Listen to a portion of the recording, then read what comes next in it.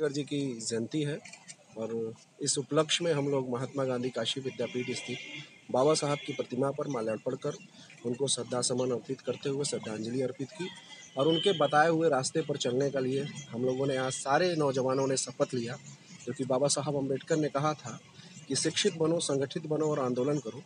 और इसी बात को लेकर आज हम लोगों ने सारे लोग शपथ लिया है इस विश्वविद्यालय में।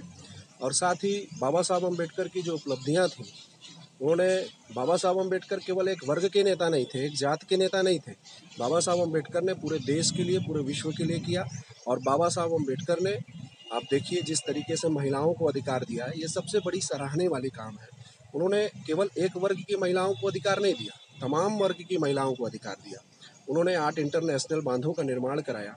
बाबा साहब की स्वीकृति से, बाबा साहब के विवेक से ही 8 इंटरनेशनल बांधों का निर्माण हुआ इस देश में, जिसमें बाखड़ा नदी डैम और दामोदर नदी डैम जो है वो विश्व विख्यात है।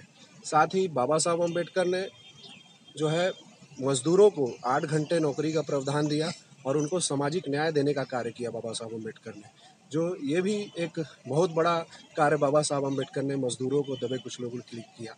तो बाबा साहब के तमाम कार्य देख लीजिए जो सराहनीय है, और एक वर्ग के लिए नहीं, एक जात के लिए नहीं है, पूरे देश के लिए। उन्होंने संविधान बनाया इस देश के लिए, उन्होंने संविधान की ड्राफ्टिंग की, जिससे आज पूरा देश हमारा चल रहा है, लोकतांत्रिक देश है। और कहाँ पर आज हम लोग काशी विद्यापीठ में माल्यार्पण कर रहे हैं और उनको नमन कर याद कर रहे हैं, उनके बताए हुए रास्ते पर चलने का प्रण ले रहे हैं। कौन कौन लोग मौजूद हैं यहाँ पर? ये तमाम नौजवान हैं, साथी हैं, काशी विद्यापीठ के छात्र नेता हैं, अधिवक्तागण हैं।